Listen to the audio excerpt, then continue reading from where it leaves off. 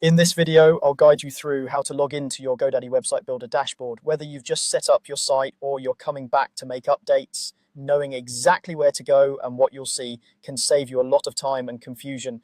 We'll move slowly and clearly through each step so you can follow along in real time on your own computer. First, you'll want to make sure you're signed into your GoDaddy account in your web browser. Once you're logged in, head to the GoDaddy My Products page.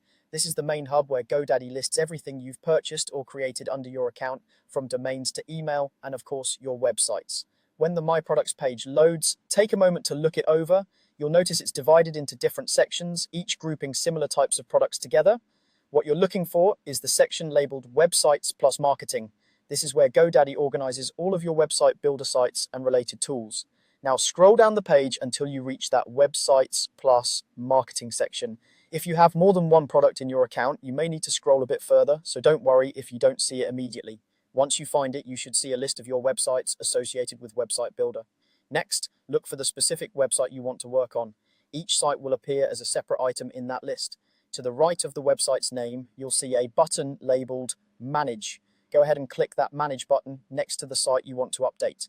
This is your main doorway into the back end of that particular website. When you click Manage, GoDaddy will automatically open your main website builder dashboard for that site. Give it a moment to load. Once it appears, you'll be in the central control panel where you can manage almost every aspect of your online presence tied to this website. On this main dashboard, you'll see an overview of your site's analytics, such as how many visitors you're getting and where they're coming from. You'll also find your marketing tools, which can include email campaigns, social media connections, and search engine optimization options, depending on your plan. If your site includes an online store, this is also where you'll access your store settings like products, orders, and shipping options.